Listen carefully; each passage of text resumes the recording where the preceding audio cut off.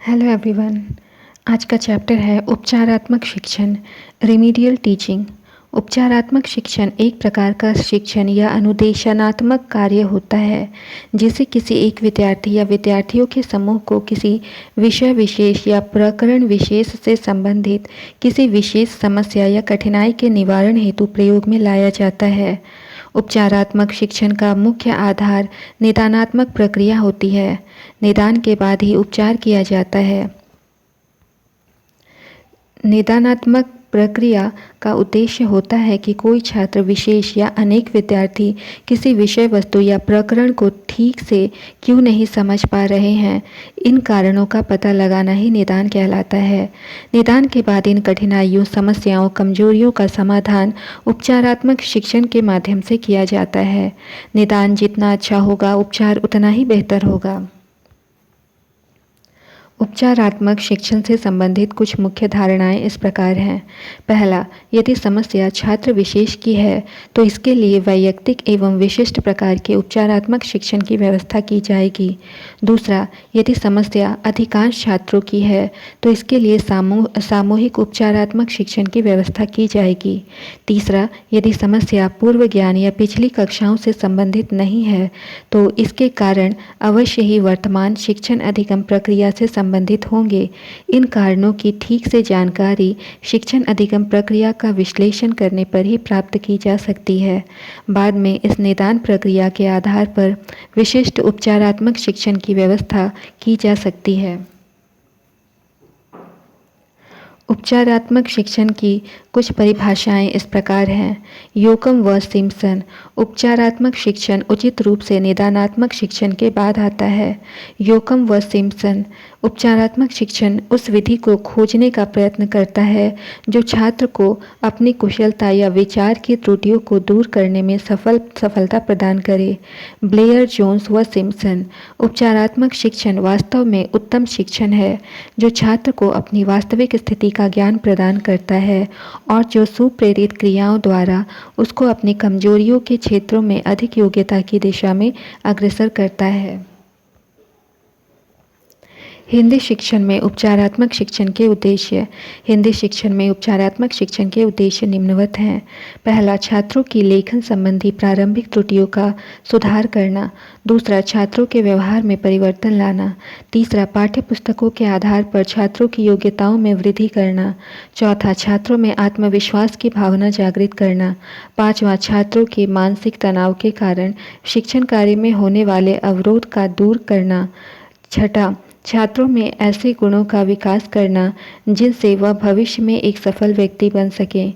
सातवां, छात्रों को समस्याओं से लड़ने तथा उन्हें दूर करने के लिए सक्षम बनाना। आठवां, छात्रों में वांछनीय दृष्टिकोण का निर्माण करना। नौवां, छात्रों के अधिगम संबंधी दोषों को दूर करके उनको भविष्य में उन दोषों से मुक्त करना। 10वां, छात्रों की दोषपूर्ण आदतें, कुशलताओं एवं मनोवृत्तियों को समाप्त करके उनको उत्तम रूप प्रदान करना। 11वां, छात्रों को उन आवश्यक आदतों, कुशलताओं एवं मनोवृत्तियों को सिखाना जो उनके द्वारा सीखी नहीं गई हैं। 12वां, छात्रों की अवांछनीय रुचियों, आदर्शों एवं दृष्टिकोणों को वांछनीय रुचियों, आदर्शों एवं दृष्टिकोणों में परिवर्तित करना। एक अन्य उद्देश्य के प्रति हमारे ध्यान को आकृष्ट करते हुए योकम व सिम्पसन ने लिखा है, उपचारात्मक शिक्षण का उद्देश्य सब प्रकार की अधिगम संबंधी त्रुटियों को शुद्ध करने के लिए प्रभावशाली विधियों का विकास करना है। हिंदी भाषा में उपचारात्मक शिक्षण की भूमिका। बालकों में हिंदी भाषा से संबंधित दोषों एवं अशुद्धियों को दूर करने के लिए उपचारात्मक शिक्षण की भूमिका निम्नवत है। पहला, यदि छात्रों में भाषा से संबंधित उच्चारण का दोष है तो शिक्षक छात्रों को उन शब्दों का सही उच्चारण बताकर उनका अभ्यास कराएं तथा इस समस्या का उपचार करें। दूसरा, शिक्षक का वाचन यदि उच्च कोटि का है तो छात्रों का स्वयं से प्रेरित कर वह छात्रों से वाचन संबंधी दोष का उपचार कर सकता है। तीसरा, छात्रों के भाषा संबंधी दोष को दूर करने के लिए शिक्षक भाषण, वाद विवाद इमला बोलना आदि प्रतियोगिताओं को करके छात्रों का उपचार कर सकता है। चौथा, यदि भाषा संबंधी दोषों का विद्यालय स्तर पर ही उपचार नहीं होता है तो यह दोष संपूर्ण जीवन बना रहता है। इसलिए हिंदी भाषा शिक्षण में उपचारात्मक शिक्षक की भूमिका बहुत महत्वपूर्ण होती है। उपचारात्मक शिक्षण के सिद्धांत। उपचारात्मक शिक्षण को सफल बनाने के लिए अध्यापक को निम्न सिद्धांतों पर ध्यान देना चाहिए। पहला, अध्यापक एवं छात्र के निकट संबंध स्थापित किया जाए। दूसरा, उपचार की योजना स्पष्ट रूप से बना लेनी चाहिए एवं उसके कार्यान्वयन में सावधानी से काम लिया जाए। तीसरा, अध्यापक विस्तृत दृष्टिकोण अपनाए। चौथा, उपचारात्मक शिक्षण बालकों की आयु, रुचि, योग्यता एवं अनुभवों के अनुकूल हो। पांचवा, उपचारात्मक शिक्षण के दौरान बालकों की रुचि को बनाए रखने के लिए उन्हें पर्याप्त प्रोत्साहन देते रहना चाहिए। छठा, उपचार विधि की यह विशेषता होनी चाहिए कि उससे विद्यार्थी को अपनी सफलता के संबंध में शीघ्र परिणाम मिल सके। सातवां, प्रक्रिया के दौरान विद्यार्थी को अधिक से अधिक सक्रिय रखा जाए। आठवां, कार्यानुभव हमारे उपचारात्मक शिक्षण का एक अनिवार्य अंग होना चाहिए। नौवां, अध्यापकों को निदानात्मक परीक्षणों के निर्माण में दक्ष होना चाहिए। उपचारात्मक शिक्षण विधियाँ एवं प्रविधियाँ। निदान का कार्य त्रुटि के कारण पता लगाना है। इसके निराकरण के लिए विशिष्ट विधियों एवं प्रविधियों का चयन किया जाता है। यह शिक्षण सामान्य शिक्षण से भिन्न है। यह व्यक्तिगत अधिक होता है, इसलिए शिक्षण तथा अनुदेशन की व्यक्तिगत विधियों का प्रयोग किया जाता है। इसके लिए अभ्यास के साथ विधियाँ निम्नांकित हैं। पहला, व्यक्तिगत भेदों के आधार पर व्यक्तिगत रूप से निराकरण करते हुए। दूसरा, शैक्षणिक निदान के बाद अशुद्धियों का सामूहिक रूप से निराकरण करते हुए। तीसरा, अतिरिक्त समय में व्यक्तिगत रूप से निराकरण करते हुए। चौथा, उपचार गृहों में ले जाकर सामूहिक अथवा व्यक्तिगत रूप से निराकरण करते हुए। साधारणतः हिंदी की त्रुटियों पर ध्यान कम दिया जाता है क्योंकि यह छात्रों की मातृभाषा है। यह सभी को आती है। छात्र भी हिंदी के अध्ययन पर ध्यान नहीं देते हैं। उपचारात्मक विधियों का उपयोग विशेषकर गणित, विज्ञान तथा हिंदी भाषा के शिक्षण में ही किया जाता है। अनुवर्ग शिक्षण की व्यवस्था गणित तथा विज्ञान विषयों के लिए की जाती है, जबकि भाषा की त्रुटि अधिक गंभीर होती है। छात्रों को अपनी अभिव्यक्ति के लिए भाषा का ही प्रयोग करना होता है। शुद्ध भाषा के ज्ञान एवं कौशल से ही शुद्ध संप्रेषण किया जाता है। शब्दों का प्रयोग समुचित न करने पर उनके अर्थ के बजाय अनर्थ हो जाता है। अन्य राष्ट्रों के छात्र तथा द्वितीय भाषा के रूप में हिंदी सीखने वाले छात्र हिंदी की अशुद्धियों पर विशेष ध्यान देते हैं। जिनकी मातृभाषा हिंदी है, वे हिंदी की अशुद्धियों पर ध्यान कम देते हैं। हिंदी भाषा की त्रुटियों एवं अशुद्धियों के सुधार से हिंदी भाषा की गरिमा रखी जा सकती है और शुद्ध संप्रेषण किया जा सकता है। पिछड़े बालकों का ध्यान किसी भी कार्य में बहुत कम लगता है तथा उनके विचारों में व्यापकता का अभाव रहता है। इस प्रकार के छात्रों के लिए व्यक्तिगत अनुदेशन काफ़ी लाभदायक सिद्ध हो सकता है। ये बालक किसी आसान से कार्य को सफलतापूर्वक कर लेने पर यह अपेक्षा करते हैं कि दूसरे लोग उनकी प्रशंसा करें।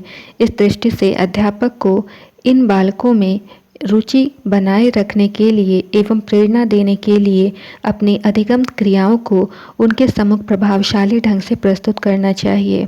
ऐसे बालकों के अध्यापन को प्रभावी बनाने के लिए निम्नलिखित उपाय करने चाहिए। पहला, कक्षा में भाषा की समस्याओं को हल करते समय छात्रों का ध्यान विशेष रूप से उन प्रत्ययों, सिद्धांतों, प्रक्रियाओं आदि की ओर खींचा जाए जिनसे छात्र त्रुटियां करते हैं। दूसरा, ऐसे छात्रों के लिए मॉडल, चार्ट आदि का प्रयोग कर प्रत्ययों को स्पष्ट किया जाए। तीसरा, छात्रों को कक्षा में तथा कक्षा के बाद आवश्यकता अनुसार व्यक्तिगत परामर्श देकर उनकी सीखने में सहायता की जानी चाहिए। चौथा, छात्रों के लिखित कार्य का सुधार यथासंभव उनके समक्ष ही हो, जिससे उन त्रुटियों को वे फिर न दोहराएं। पांचवा, ऐसे छात्रों को कक्षा में आगे बैठाना चाहिए।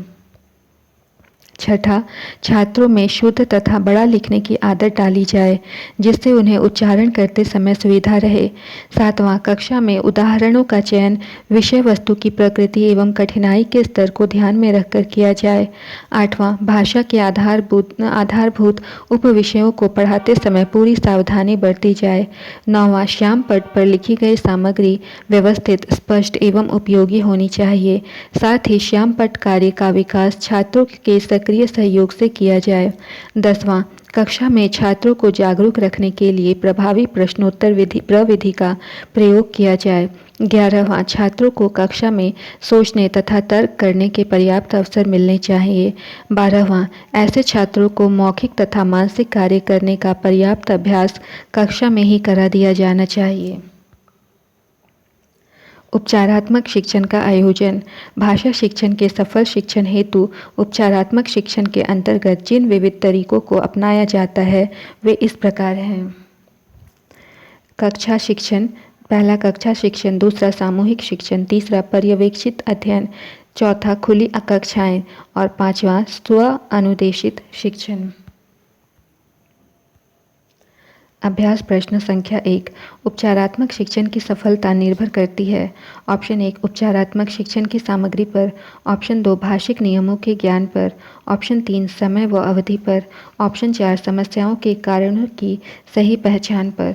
तो यहाँ ऑप्शन 4 करेक्ट हो जाएगा, समस्याओं के कारणों की सही पहचान पर। प्रश्न संख्या 2।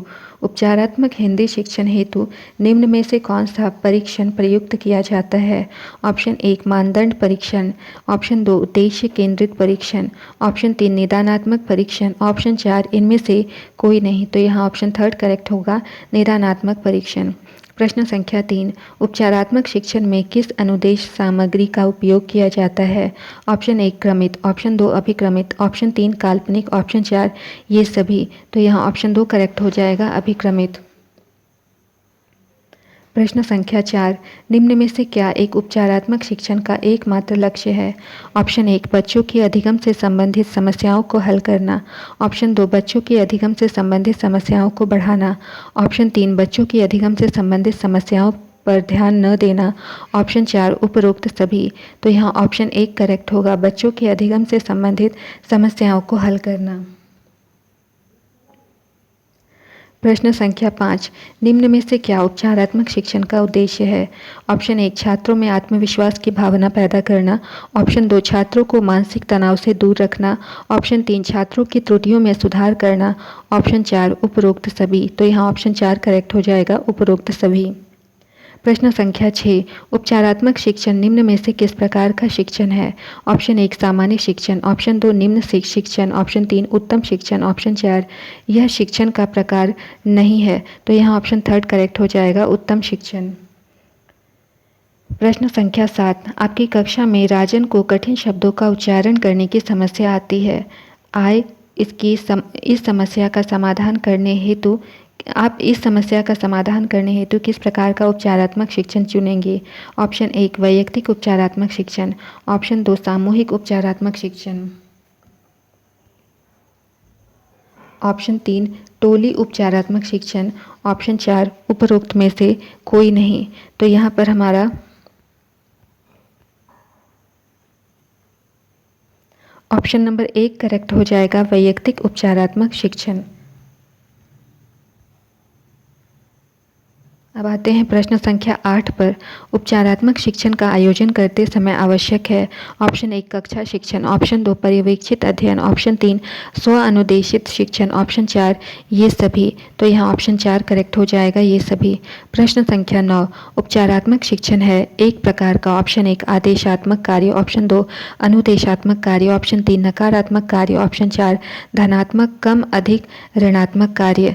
तो यहाँ ऑप्शन 2 करेक्ट हो जाएगा, अनुदेशात्मक कार्य। प्रश्न संख्या 10। भाषा शिक्षण में उपचार उतना ही अच्छा होगा जितना निदान। ऑप्शन 1, बुरा होगा। ऑप्शन 2, सामान्य होगा। ऑप्शन 3, अच्छा होगा। ऑप्शन 4, शून्य होगा। तो यहाँ ऑप्शन 3 करेक्ट होगा, अच्छा होगा। उपचार जितना निदान जितना अच्छा होगा, उपचार भी उतना ही अच्छा होगा। प्रश्न संख्या 11, निम्न में से क्या उपचारात्मक शिक्षण का सिद्धांत नहीं है? ऑप्शन 1, बच्चों एवं शिक्षक के मध्य संबंध स्थापित किया जाए। ऑप्शन 2, अध्यापक अपने दृष्टिकोण को अनुभवों के आधार पर न अपनाएं। ऑप्शन 3, शिक्षण के दौरान बच्चों को सक्रिय रखा जाए। ऑप्शन 4, शिक्षक निदानात्मक परीक्षणों में दक्ष हो। तो यहाँ ऑप्शन 2 करेक्ट हो जाएगा, अध्यापक अपने दृष्टिकोण को अनुभवों के आधार पर न अपनाएं। प्रश्न संख्या 12, भाषा शिक्षण में पिछड़े बालकों के लिए सर्वाधिक उपयुक्त अनुदेशन प्रक्रिया है। ऑप्शन 1, व्यक्तिगत। ऑप्शन 2, सामूहिक। ऑप्शन 3, एक व दो दोनों। ऑप्शन 4, ये सभी। तो यहाँ ऑप्शन 1 करेक्ट हो जाएगा, व्यक्तिगत। प्रश्न संख्या 13, पिछड़े बालकों के शिक्षण को प्रभावी बनाने के लिए उपचारात्मक उपाय है। ऑप्शन 1, ऐसे बालकों को सोचने का पर्याप्त अवसर प्रदान करना। ऑप्शन 2, ऐसे बालकों को कक्षा में आगे बढ़ाना। ऑप्शन 3, ऐसे बालकों को हतोत्साहित न करना। ऑप्शन 4, उपरोक्त सभी। तो यहाँ ऑप्शन 4 करेक्ट हो जाएगा, उपरोक्त सभी।